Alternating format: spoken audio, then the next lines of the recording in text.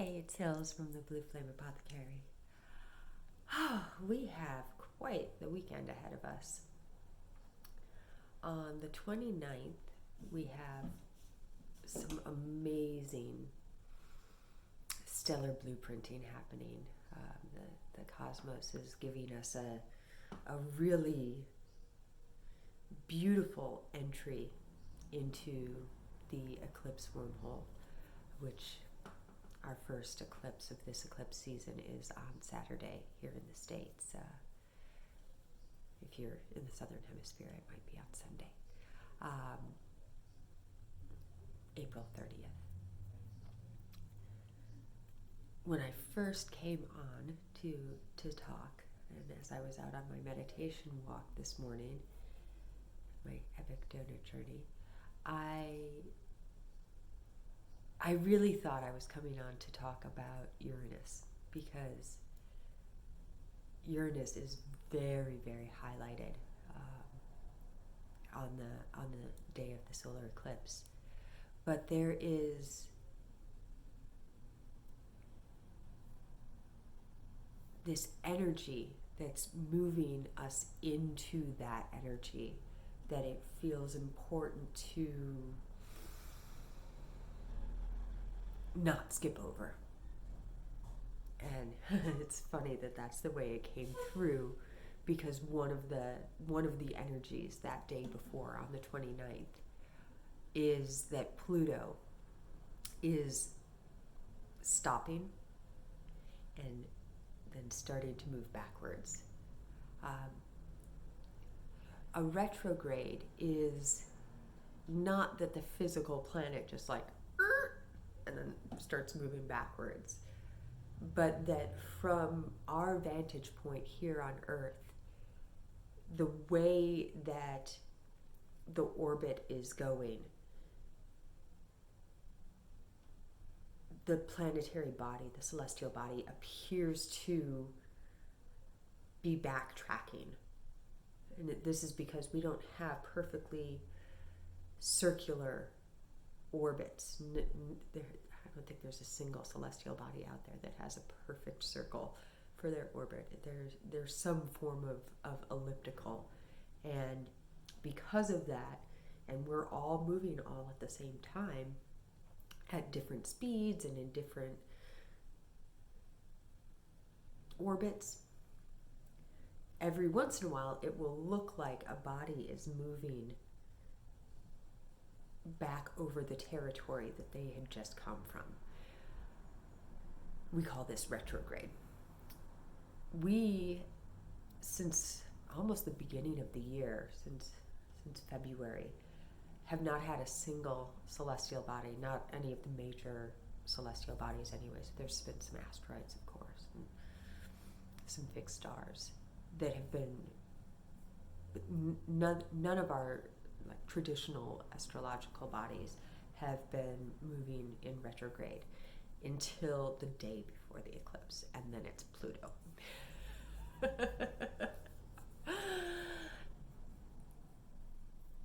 There is this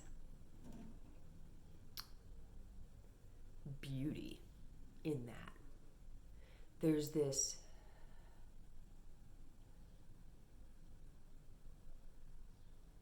energy of exploring ground that has never been seen before in an eclipse, so that the day before we enter into that wormhole, as I like to call it, Pluto says, hey, wait a minute. Take a beat. Breathe.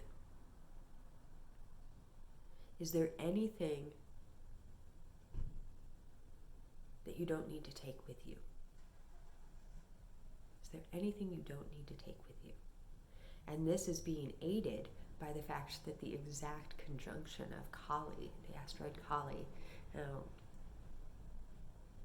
I've spoken about Kali a bit in the Cosmic Light Drops newsletter, and I just published this eclipse season one yesterday. I'll throw a link if you want to check that out. But there is this energy that Kali represents, it can be fierce. It can be fierce. She is not going to let you get away with any bullshit. She's just not. And it's with the most love. Some people call her the most compassionate goddess. You know, you think of Kuan Yin maybe when you think of a compassionate goddess. But can you feel into the amount of love and compassion that it takes to stand in front of the person that you love and call bullshit and not be afraid of the repercussions of that? That's fucking love, right? That's beautiful love. That's saying, I see you. I see all of you, and I still love you, and I want you to see all of you and still love you. So that she's meeting in an exact conjunction with Chiron, that place that holds our deepest wounds, the place that we are so afraid to look. She's like, baby, I got you. I got you. And Pluto's like, let's just take a quick look and make sure that we're able to move forward into this wormhole from a place of real truth, of real love, of real compassion. And if that wasn't enough, because that's a lot already, isn't it? Like, you've got your dark mother, your most compassionate truth-sayer, meeting up with your core wounds, saying, I've got you, while the Lord of the Underworld says, let's just take a quick look backwards and see if there's anything we might have missed on the way into the new. All of that. And then Venus and Jupiter also meet conjunct. This is all on the 29th. This is all the eve of the first eclipse of this eclipse season. And they're still dancing with Neptune. There is this, when Venus and Jupiter dance together, it is abundance, manifestation. It is bringing through that which is most needed with divine love, with beauty and grace. Jupiter expands anything that it touches, and it's considered to be like good luck. The energy of Jupiter is like good luck and a day at the beach. Like, I don't know why it's coming in as a day at the beach, but that's the way it's coming in. And Venus is like beauty, love, allurement, and that which you long for the most, right? Like, oh, yes. Bliss, ease, joy, grace. Grace, that's the word. Grace. So it's like they're bestowing, sprinkling this little fairy dust, this I was going to call it angel dust. That would be interesting. Onto the entire planet to help us remember that even in the rewind, as we pass through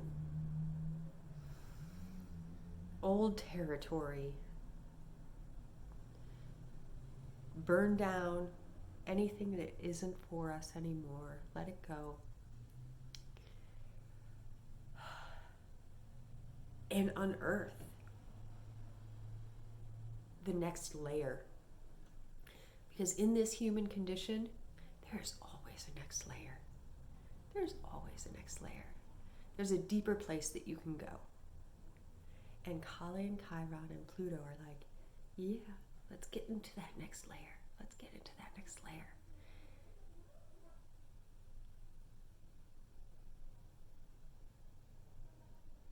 then you can wake up a little bit more. As we go into this, I was just given a reminder of a way that dreams come in for me sometimes, and that I should share this because I think it feels like maybe it's because it speaks so strongly to this. There's always another layer. And perhaps some of you experience the dream time in this same way occasionally. I have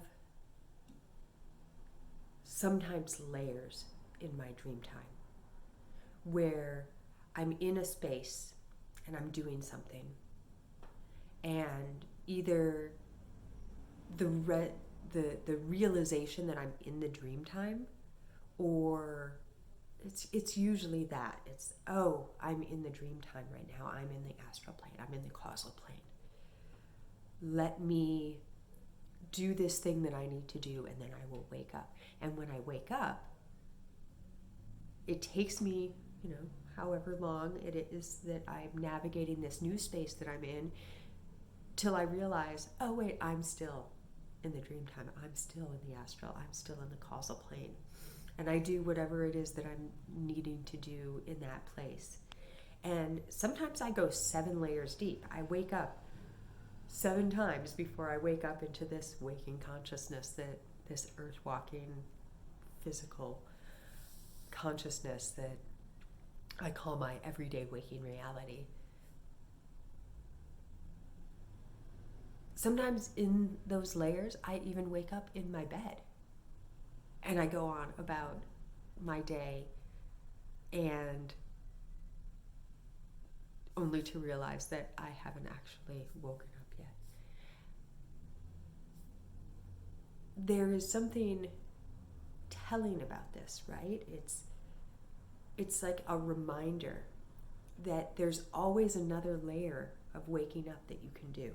There's another place that you can visit that maybe you haven't explored before. Whenever this happens to me, I pay really close attention to what was happening at each one of those spaces. And I like to write my dreams down pretty much every morning. I don't do it every single morning, but almost every morning. And I highly recommend that practice, especially as you're delving further and further into your multidimensional self. It can help you track where you've been, because no matter how you look at your dream time, whether it's your subconscious or it's messages from beyond, or it's navigating alternate realities and timelines, or all of the above, or none of the above, and some other thing that resonates with you, it is almost always giving you an insight. It has the potential to give you an insight, to explore a territory that your waking self maybe doesn't have the tools yet to deal with. When we get to the next video, which I will be talking about Uranus and the eclipse itself, we'll delve into that a little bit more, because there's a lot of shaking up to wake up in this eclipse wormhole that we're starting in on. One of the ways that I opened this Cosmic Light Drops newsletter for this cycle was speaking of grief and allowing for grief. We have a lot falling away right now. We are in a breaking down of the old so that we can bring in and make space for the new. And it feels really important to allow space within yourself. It's felt very important for me to allow space within myself to grieve. The world as we've known it for our entire lives, and probably for many lives previous to that, and definitely ancestrally, the DNA makeup that we were born with, if we were born, at least earlier than 2000, and if you're born after that, some of it might be shifted a little bit already. That's a whole nother rabbit hole. It is, even when we know that the changes are coming in for the best, when we know that the old way doesn't serve anymore and it's not for us, it's okay still to grieve for the loss of what you've always known. If you have a cat that is sick, or any animal that you care for, and that animal is very, very sick, and it's time to say goodbye, in your heart that it's time to say goodbye to your beloved animal, your being that you've journeyed for however many years with. But that doesn't mean that you don't cry, that you don't mourn the loss of your companion, just because, or maybe even more so because you know that it's time to move to the next. There's so much love within grief. I think sometimes we can forget that. We can forget that grief isn't suffering. It's just not.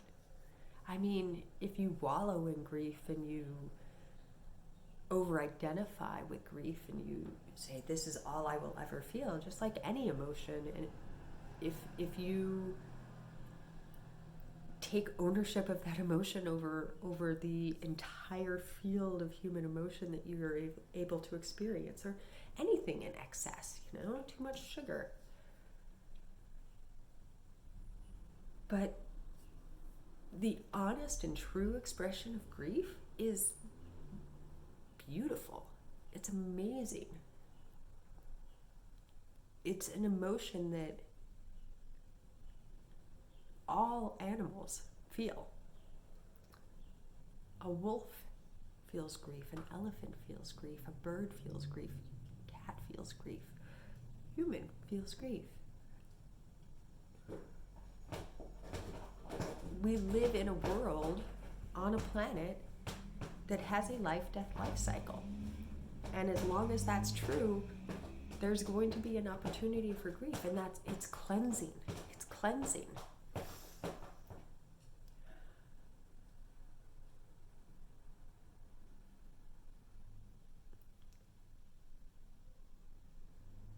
If you allow any emotion that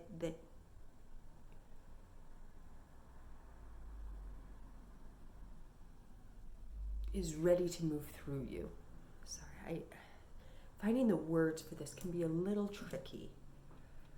But in these human forms, one of the things, the way that it feels to me, one of the reasons that we've created this entire structure of incarnating into physical form is because we wanted to experience life in a way that can only really be experienced in physical form. The joy of a strawberry on your tongue flavor explosion, of gentle rain on your skin and hair, of crying, of expressing emotion, whether it be exuberant joy or exuberant grief or anger. You know, sometimes something really pisses you off. Eris is still very strong in the astrology right now too. Maybe that's why I had to get in that anger piece. Eris isn't about anger for the sake of anger. Eris is about, this is fucking bullshit. No. You're not going to demean that person. You're not going to forget about those people. We need to see all of it. And if we're going to enter into a place of unity consciousness, of this new earth that is so available and templated right now, especially this eclipse energy, we have to, I hate to use those words, we have to, but it feels really important for us to acknowledge the allness of everybody and the place that every person, every being on this planet finds themselves at the exact moment in which we encounter them. And to love them and have compassion for them, but in that Kali way, right? That I see you, I see all of it. It is beautiful. You are beautiful. But that piece, do you really need that? You don't say, that's not yours. Maybe, do you really need that anymore? And where can you say that to yourself? A fun practice could just be to sit in front of the mirror, really look at yourself, deep within. Not just, what does my face look like right now? What does my outfit look like? But like, peer into your soul through your heart and your eyes.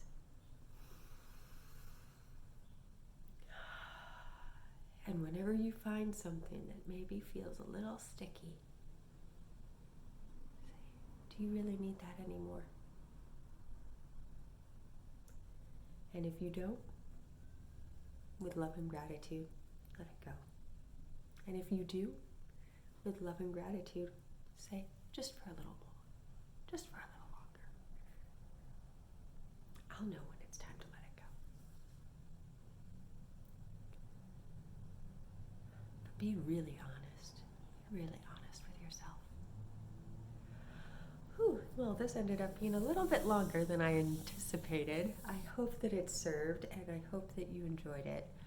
I love you guys so much. It's really an honor and a joy to be able to share these channelings and these downloads that I receive with you all.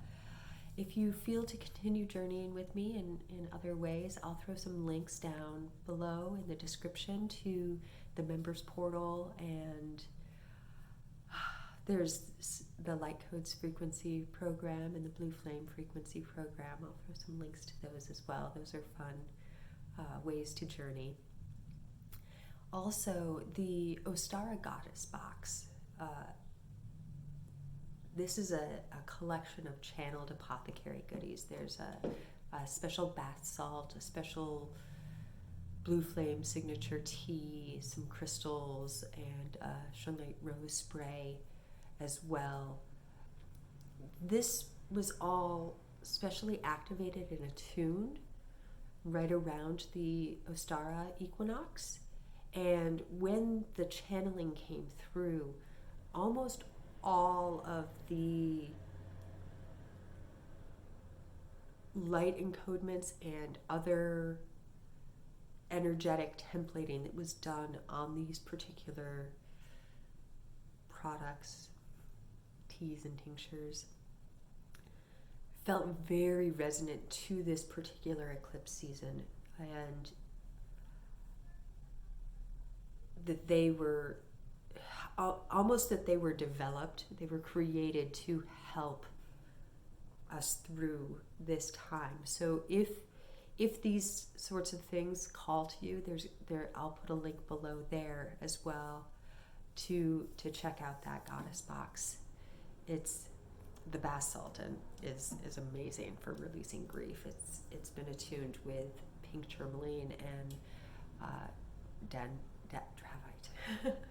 Sometimes I try and call it it's brown tourmaline, which are both really amazing at helping you release grief that is locked deep within. It could be from ancestral or inner child or past life woundings. And every time I've taken a bath with this bath salt, I've cried. And it's been beautiful. There's something really powerful about allowing that warm water to unlock those places within you that need to release the salt water from your eyes as well. And it's just such a gift. Just like this is such a gift. All right, for reals this time. I love you. Thank you. And if you enjoyed this, please do subscribe and ring the little bell so you know when I go live and post new stuff. I do think I'll be going live on Friday to do a special oracle read for us all on that day, the 29th. All right. Love you.